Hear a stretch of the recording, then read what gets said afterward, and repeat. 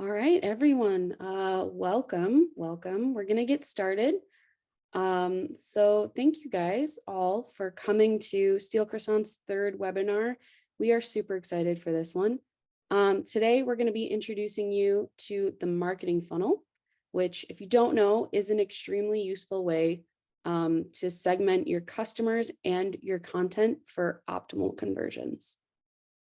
So today we're going to review what the marketing funnel is, why it's important, what each stage looks like, and how to create content for each stage. So before we continue, we're going to take a quick minute to introduce ourselves. So my name is Tyler Christensen, and I'm the project and content manager at Steel Croissant. I act as the bridge between our team and our clients' teams, while making sure the content we create for them accurately reflects who they are and what their customers want. Like I said, today we actually have a panel of people that are going to be presenting. So I'm joined by my three wonderful co-panelists. I have Taylor, Cassidy, and Raymond on the call with me today. And I'm going to give them each a moment to introduce themselves as well. So Taylor, if you want to go ahead, turn your camera on and go first. Cool. Hey everyone, I'm Taylor and I'm the social media lead here at Steel Croissant. So my job focuses mainly around creating content for different platforms and purposes, and that's for our own channels, as well as email marketing and for clients too. I'll pass it on to Cassidy now. Sure. Hi, everyone. Thanks for joining today. My name is Cassidy. I'm the SEO lead. So I help our clients build their digital presence, and I try and make sure that they're showing up on the first page of Google. I'll pass it on to Raymond. Hello, everyone. My name is Raymond. I am the UX lead at Steel Croissant. My main focus is to create delightful experiences for your customers, your users, for your websites, and ours as well. Great, thank you all. And if you're unfamiliar with Steel Croissant and who we are as a collective, we're a marketing agency with team members from all across the globe, and we work with brands at all stages and create custom solutions for our clients' unique industries and audiences. All right, so now let's dive into the funnel. We'll be breaking it down into its three stages. Those are the awareness stage, the consideration stage, and the decision stage. During today's webinar, we're going to cover the specific types of content that fall under each stage and how you can create that content for yourselves. Also, feel free to ask us questions along the way in the Q&A chat. Specifically, it says Q&A down there at the bottom. And we're going to do our best to answer them as we go, but if we miss any, we'll be sure to cover them all at the end. So don't be afraid to ask your questions. All right, so let's start with what exactly is the marketing funnel? Well, it serves as a visual representation of the path your customers will take as they complete a journey with your brand. It's incredibly useful as it allows you to map out this journey and the kinds of content you need to create along the way. As you can see here, it's visualized as a funnel with a larger amount of people entering at the first stage. This here is the awareness stage, and a significantly smaller amount of people making it through to the end, which is the decision stage or the purchasing stage. Your funnel should accurately follow the path of your unique customer. And this is going to start with their very first interaction with your brand, like, for example, coming across a tweet from your branded account, and ending as they click purchase on your e-commerce site.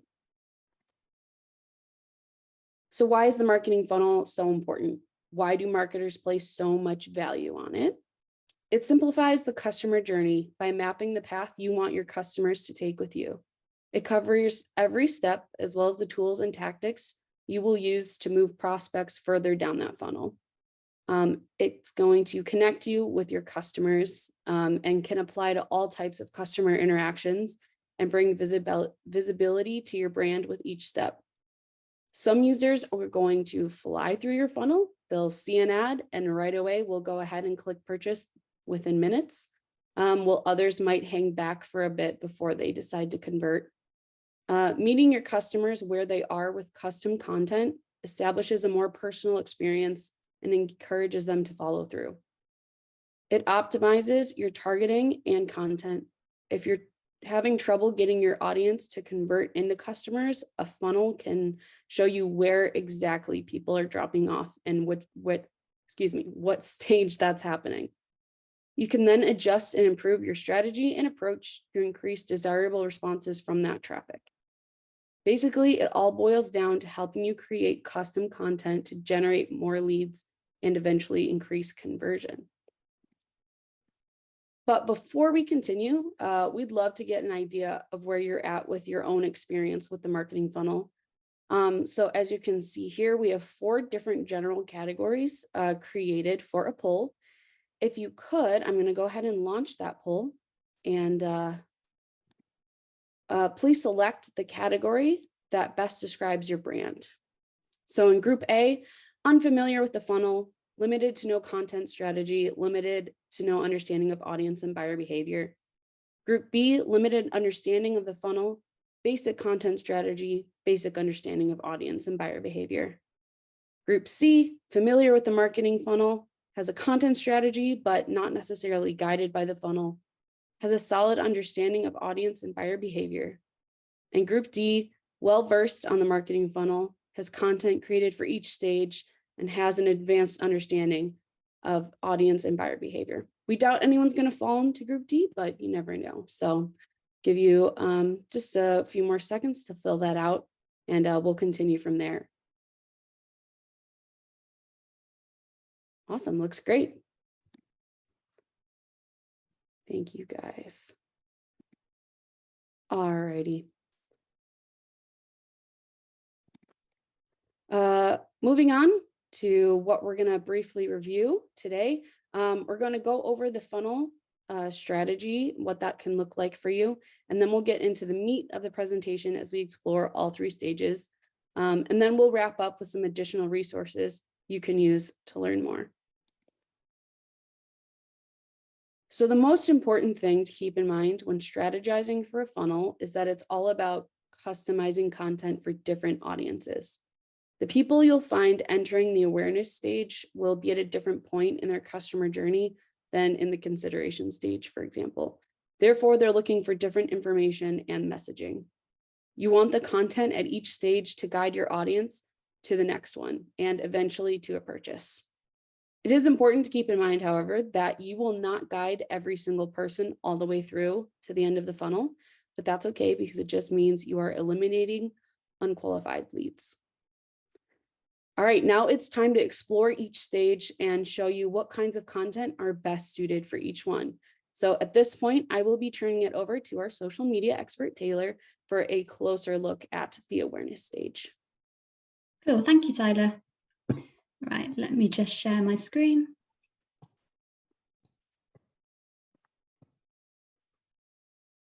Cool.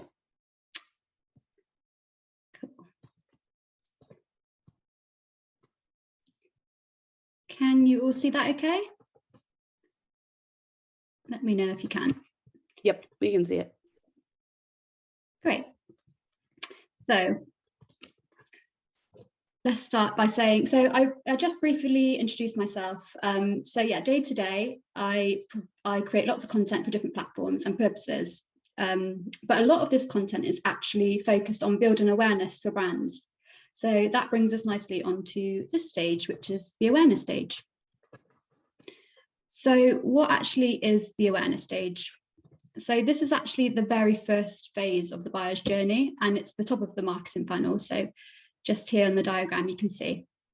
Here, customers are interested in finding answers to their problems, and they aren't really thinking about specific solutions at this point, but they are looking for informational resources to gain more clarity around their problem.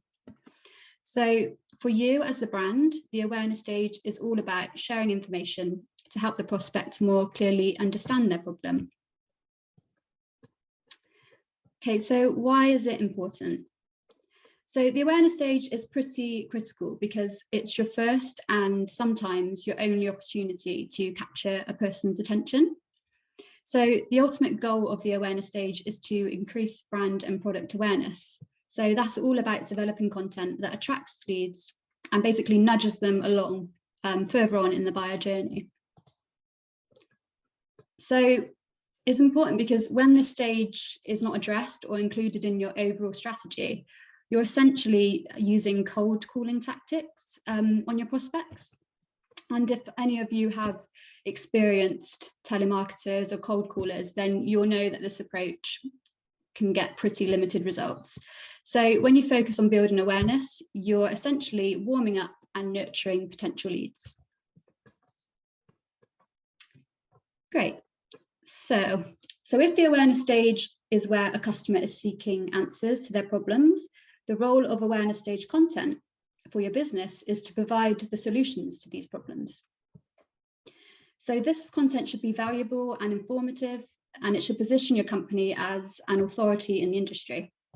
This will help you to really build awareness and trust. So this initial touch point is really not the time for hard pitching of your product or services, although you should indirectly link back to your business where you can. But the prime goal is to really offer value and support.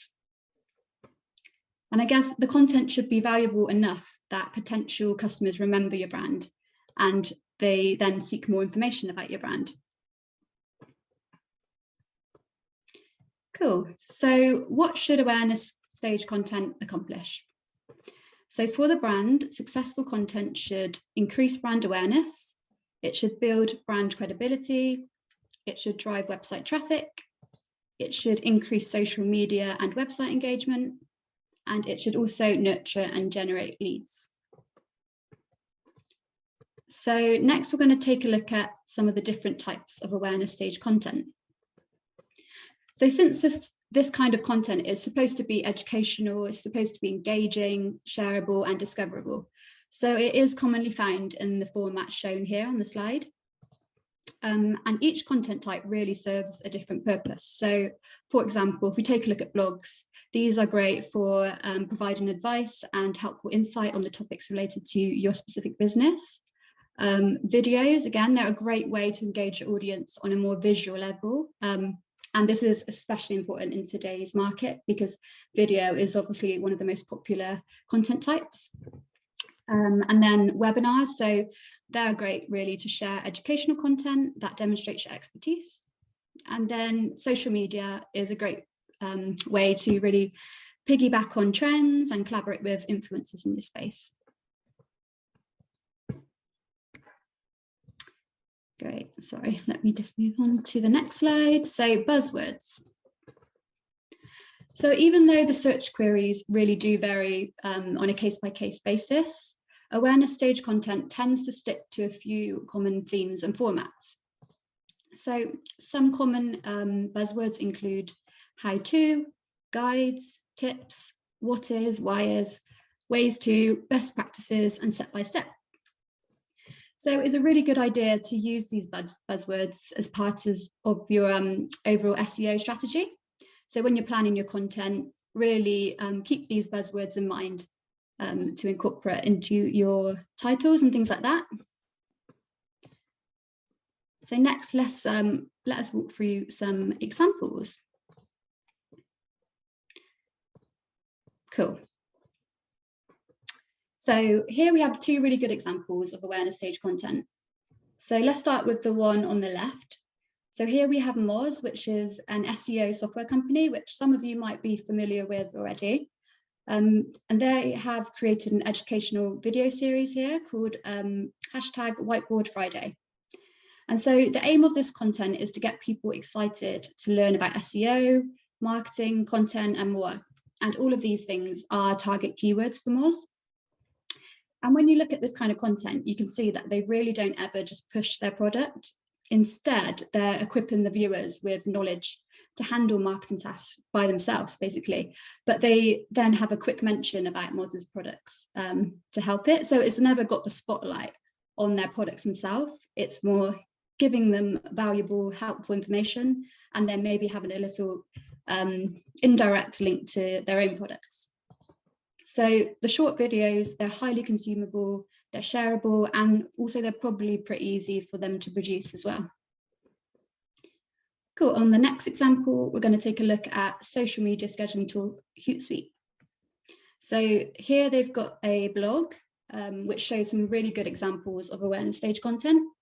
All of its content is aimed mainly at marketing professionals, since that's their target audience.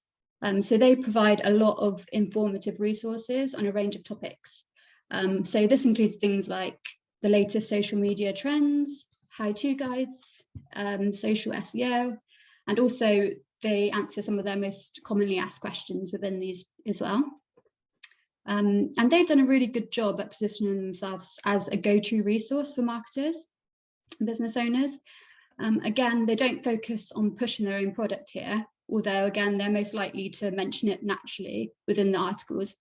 But instead, they just focus on providing value and building trust. And then that's with the ultimate aim of leading readers onto the next stage of the buyer's journey. Great. So with that in mind, how do you go about creating awareness stage content? So first we have research. So before you start creating content, you really have to know who your audience is. So this requires a lot of research, conversations with your sales and customer support teams, customer interviews, social listening, keyword research, and more. So you should really have a good understanding of your target audience's pain points, their motivations, their goals, and their demographics. Then with this information, you'll be able to better target your audience with your content. And without putting in this groundwork, you really do risk creating content that provides little to no value, and it really makes the following steps pretty pointless. So yeah, this is a really important thing to get right.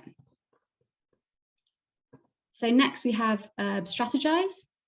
So creating a content strategy can be overwhelming. So it's important to have an overall plan to keep you organized and on track. So within this, it's essential to set specific goals for each piece of content, so you know how to measure success later on, basically. Next, you want to choose a topic. So there are lots of ways that you can do this, but a few examples include using keyword research tools, using forums, and then also using Google. So when you search your keyword in, you can take a look at the suggestions on the people also search for bar. That's always a good way. Great. So next we have to plan. Okay, so here is where you do all your admin stuff in your pre-production. So assigning content creation roles, hiring writers, performing the keyword research, creating the content briefs, and so on. Next is time to create. So depending on what content type you go for, it's time to write, shoot, or create your content. And also it's important to know during this part that the goal is to educate your audience about a certain topic. So that means you need to really take time to explain the concepts thoroughly and appropriately for your target audience. Great. Next, you need to optimize it. So depending on what kind of content it is, you need to look at things such as hashtags, video captions, and that sort of thing. Next is time to distribute. So you need to publish and promote the content to do its job, obviously. So with the awareness stage, social media and your website's blog or research hub, they're really good examples of platforms that are good for awareness stage content. You might want to consider things like guest post options and email newsletters in order to maximize the reach. So you really want to consider the most effective channel for your content, because the worst case, like you wouldn't want to spend hours on researching and writing a blog for it to receive zero traffic. So this bit's really important. And then finally, you want to measure. So once you post the content, don't just forget about it. Monitor it, analyze it, look at the analytics, see what content best meets your goals. And we use Google Analytics for this. So we take a look at our blogs and see what's performing best, and then we might go in and optimize it further. And it also helps us create a plan for future content, since we can see what works best and what our audience likes. And so while planning the content, it's always important to think back to the questions: how do we get people to understand that there's a solution to their problem? And 2, how do we make them aware of our brand?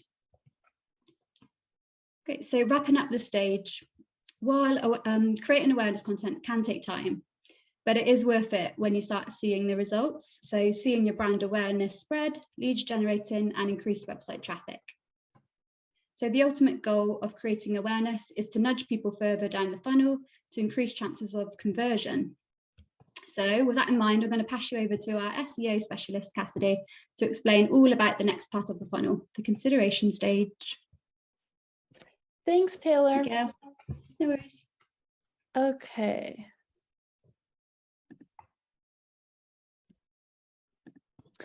All right, so I'm going to jump into the consideration stage. So we're going to cover what it is, why it's important, and how you can create content for the consideration stage.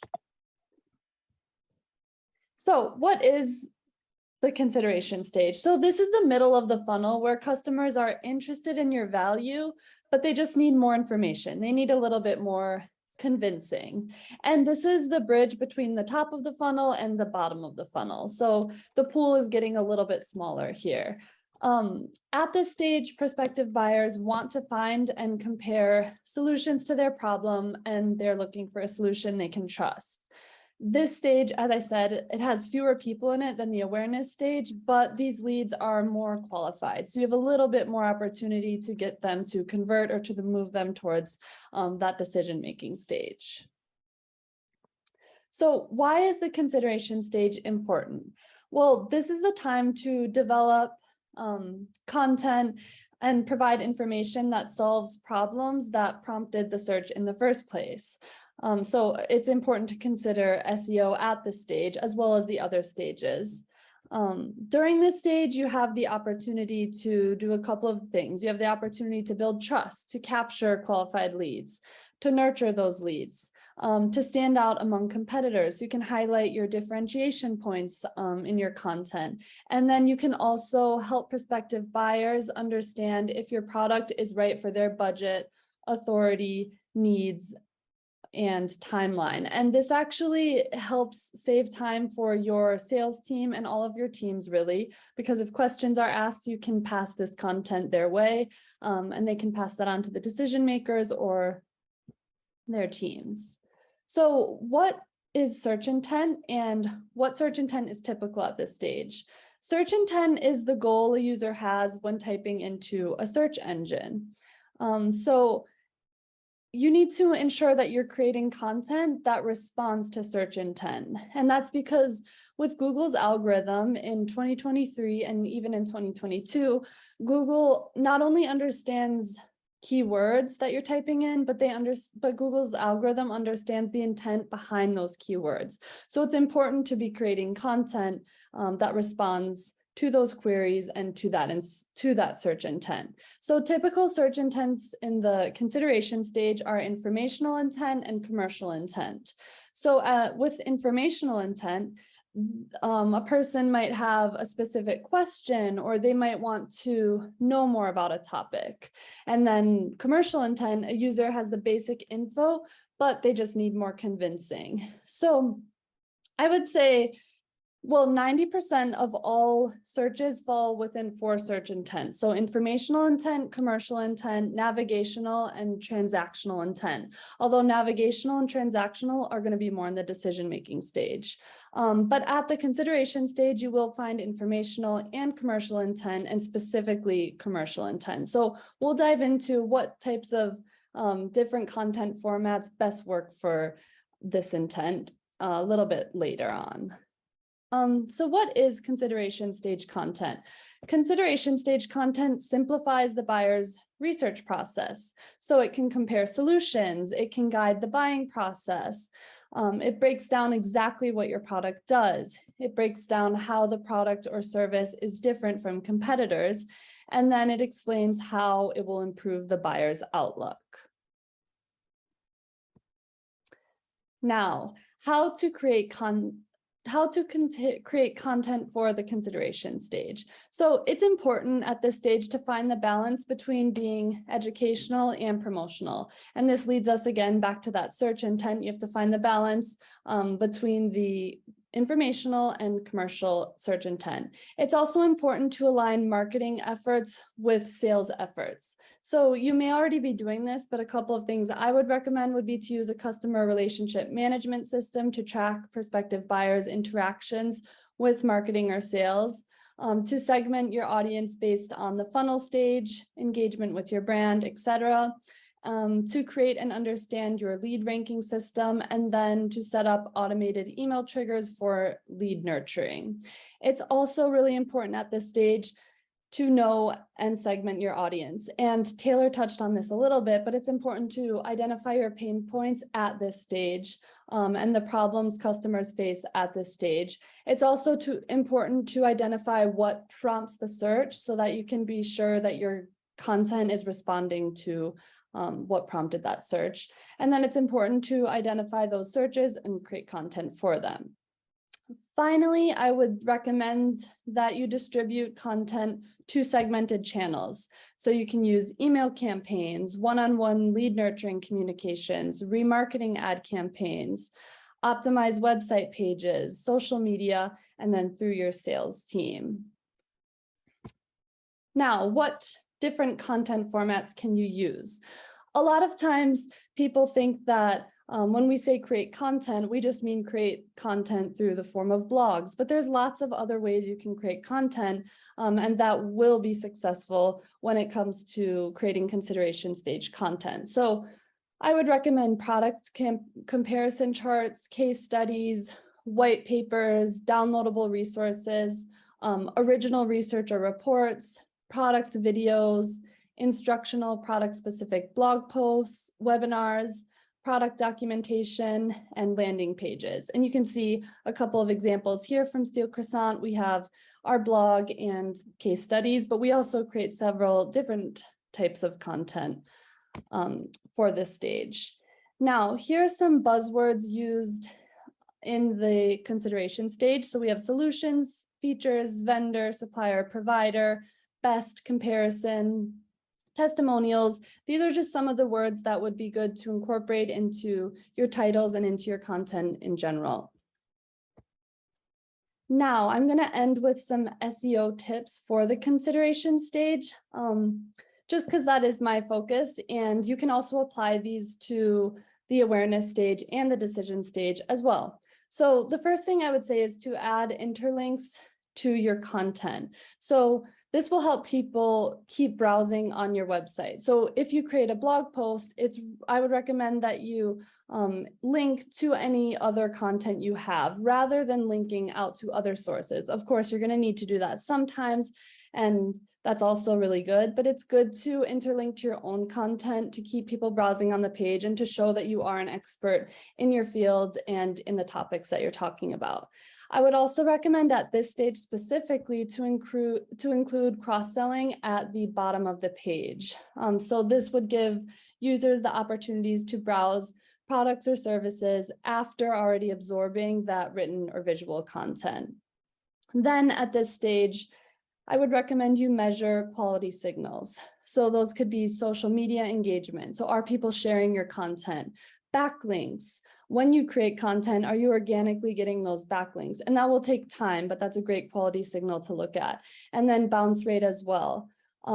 If you have a really high bounce rate on your content, I wouldn't necessarily recommend just getting rid of that content. One thing that I would recommend, oftentimes the problem when you have a really high bounce rate on your content is that your title or your meta description doesn't necessarily align with the content on the page. And so by adjusting that, you might reduce the bounce rate, but that's another thing to look at. And I recommend looking at these quality signals just because SEO takes a long time. It can take between 5 and 6 months to actually see those results. But if you look little by little at these quality signals, you're going to see how your content is performing and how you can optimize it. And then finally, I would say that you should optimize your text for queries. So make sure that those headings are structured, make sure that the keywords are appearing organically in the content. And not only that the keywords are appearing organically, but you also have to make sure that your content really stands out in your niche, because it's likely that your competitors are also creating valuable content for the consideration stage. And so if you're creating content that stands out, it'll go a long way. And now I'm going to pass it on to Raymond to talk about the decision stage. All right, thank you, Cassidy. Mhm. Can do my screen share. Hold on one moment. Okay, so we are now at the decision stage, which is the final stage of the marketing funnel. And so what is the decision stage? The decision stage is where the qualified lead decides whether or not to purchase your product. It's also called the purchase or conversion stage because it's where leads can be converted into customers. The prospects in this stage already know what problem they're facing and what the possible solutions are. They already know about your brand and product, and you likely had interactions with them up until this point. The awareness and consideration stage can be very, very long, but it all results and ends with the decision stage. So why is it important? You've already done a lot of work to get the prospect here, but without this final conversion, they would just be another potential buyer who left the funnel along the way. And all the work and resources that was spent funneling prospects through the awareness and consideration stage could potentially be for nothing if they don't eventually reach this part of the funnel. The decision stage is important because the people who are still in your funnel at this stage know about your product and have the intent to make a purchase. This kind of ties back to what Cassidy was saying earlier about the user's intent when it comes to typing something into Google. So what is decision stage content? While awareness stage content educates leads about the problem and consideration stage content is about providing possible solutions, decision stage content explains exactly why your product or service is the best solution to their problem. Bottom of the funnel content provides specific information that answers all remaining questions about your product. And so when we think of decision stage content, this is very typical of the kinds of things that we would have included. And I'm sure that we've all seen these different types of content on different websites. I'm not going to read every one of them, but some of the popular ones: free trials, product demos, discount codes. All the apps and websites you've seen in the past have used these at some point while creating content for the decision stage. And these are some of the buzzwords that may appear for decision stage content as well. And this is relevant when it comes to SEO, because when you start thinking about making content, you also have to consider keywords. These are the words that your prospects are typing into Google when they look for answers. And so to ensure that the searcher finds your brand's answer to their question, you must create content optimized for some of these inquiries.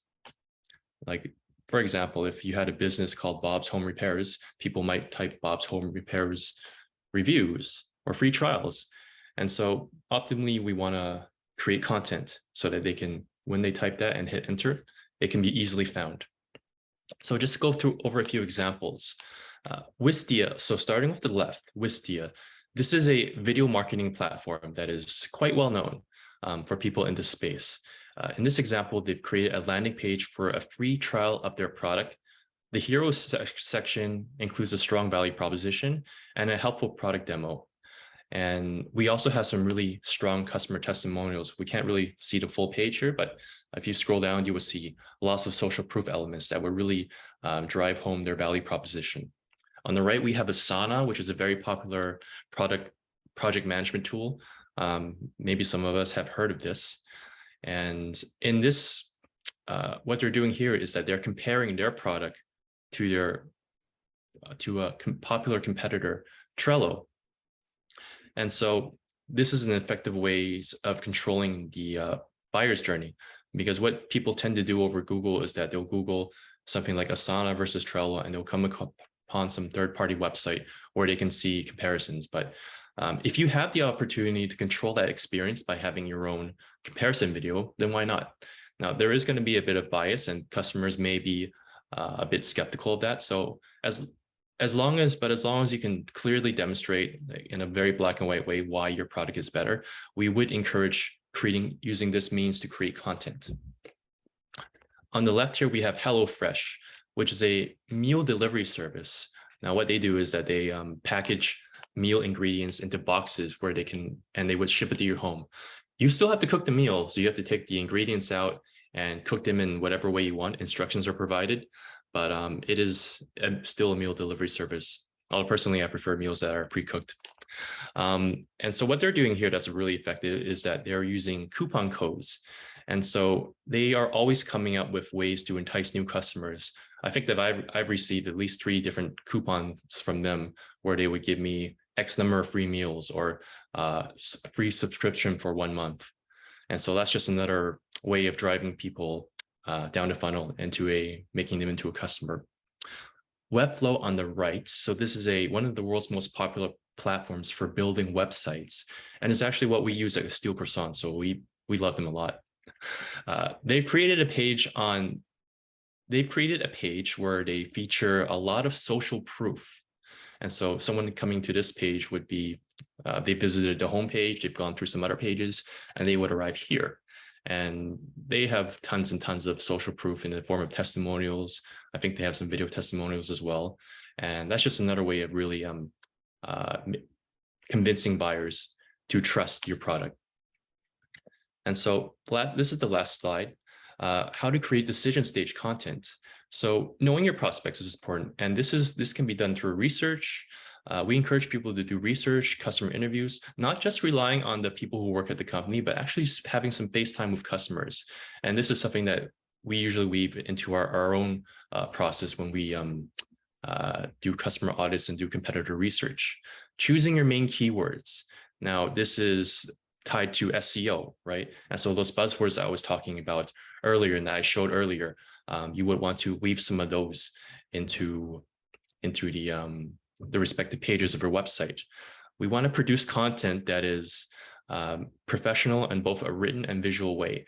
And we want to do so without relying too much on templated looks and without relying on stock images. I know that stock images are a very easy grab these days, but a lot of different, they're quite common and people start to recognize what they look like. And so creating content that's authentic and unique and that really speaks to your brand is something that we recommend. We want to add powerful finishing touches. And in this context, we're talking about using social proof. And there's so many ways we can do this by having logos at different companies that you work with, customer testimonials, and even just leveraging third-party review sites such as Google reviews, publishing and promoting content as well. In this case, I'm talking about using it for social media, right? Because generally there's an optimal time to publish your content on the respective platforms. You want to be where your customers are and reach them at the right time. Lastly, we want to test and adjust. And this is typically done through A/B testing, where you show different versions of one of your pages. Maybe you're showing different images to different audiences, and just to kind of gauge from a data-driven point of view, what works better and what will result in more conversions and more leads. So that is the end to my portion of the presentation. I will now pass it off to Tyler. Great, thank you so much, Raymond. All right, now that you've taken your own journeys through the marketing funnel, let's do a quick review of the stages and the content that goes with each one. So the awareness stage connects your business to the right people within a vast universe of potential customers. You want your audience to know that you exist and that you have the best solutions to their unique problems. When it comes to consideration stage content, consumers are interested in your business and what you have to offer. They're considering whether or not they should buy from you or if there's a more suitable option out there. At this stage, you can consider these consumers leads. And then finally, at the decision stage, part of the journey, the buyer will be making their choice whether to buy from you or not. Your job is to convince them to take the right action and make them your client. This is the stage where you focus less on educating and more on promoting. All right, so if you're feeling more comfortable with the funnel and how it relates to your content strategy, you are more than welcome to try using it to your own advantage. Take a look at the content you can create on your own and try to customize it to a funnel stage. If you want to learn more about the funnel and go more in depth into each stage, please stay tuned for our future marketing funnel webinar series, which will be coming soon in the next few months. I also definitely recommend checking out our blog series on the marketing funnel. You can find those by checking out our blog page at steelcroissant.com/blog. We have 4 currently on our site. You can see the titles right here. So at this point, we would love to answer any questions you may have before we go. So please take a moment to use the Q&A chat to send over your questions. And if you'd like to direct any of them to a specific panelist, go ahead and put our name in the question. I do see that we have one right now, so I'm going to go ahead and take a look. I can take this first one, Tyler. Yeah, go right ahead. Cool. So the question being, I'm launching an e-commerce business and starting my content strategy from scratch. Should I prioritize top of the funnel or bottom of the funnel first? And whoever's screen sharing, I'll probably take that over here in a second. Yep. It really depends. That's kind of the name of the game on the situation, the industry, the audience, and their experience with the problem you're solving. I would say, just broad stroke speaking, bottom of funnel is going to be some of the easiest content you can create. So say, for example, it is a shoe business, just as an example of this. Now, you probably started this business knowing that you have some type of competitive advantage against whoever you're going against. So say it's ABC Shoe Company, and you know that you're a better running shoe than Nike, than Asics, than Saucony, whichever one, however you pronounce it, that's the one I use. That bottom of funnel should be very easy content for you to create that you already have. So that can say some of the examples that Raymond mentioned of just quick comparison charts of saying, this is why you're better. Here are the 5 things, because people who don't know about you, they may already be aware that they want to run and they want to get in shape. And that's probably a reason why they're looking for these products. So this could be a very quick example of saying, hey, here's how we stack up against the competition. A really great tool to use in that is going to, this name is very weird, but it's a Harvey ball chart. Think of creating this type of graphic for that type of content as well. So say you could have individual landing pages of your shoe versus other shoes. And then once you build more content, you can start thinking about what could you list as product attributes that only you have these full circles on the far right. So thinking about comfort, size, speed, weight, things of that nature. That's going to be a really great way to start positioning your product for people who have never heard of you. Now, top of funnel content, I would argue, is also going to be probably your next priority in that, because maybe there is a unique way you're approaching this. Maybe there's something new and novel to how you're going about it. And that could be a good chance to talk very broad strokes about the problem you're solving.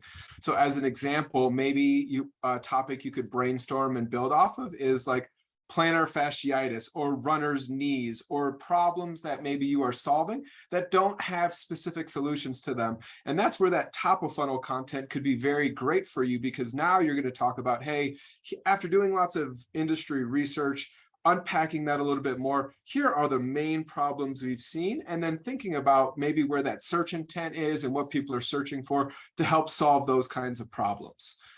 Feel free to ask a follow-up question on that. And I guess, Cassidy, in terms of that content and content strategy, anything to potentially add to that as well?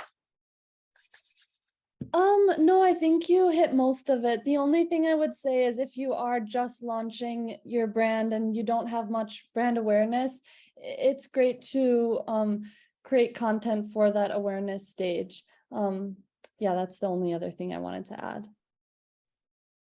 Yeah, great question. And again, yeah, feel free to post a follow-up, or I think it is marked officially answered now.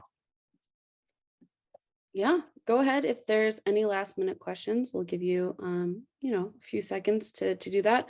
Of course, you're more than welcome to save any of those questions for later, and you can always send them over to us, hello@steelcroissant.com, and we'd be more than happy to discuss anything else that we talked about. All right. All right, then if that's it for the questions, then that concludes today's webinar on the marketing funnel. So thank you all so much for joining us. We were definitely really excited to collaborate on this one. So again, please keep an eye out for future webinar announcements. And if there's anything at all that you want to know more about, go ahead and visit our website, or again, you can send us an email, and we'd love to get back to you. All right, thank you all so much. And we're going to conclude this webinar. So have a great rest of your day.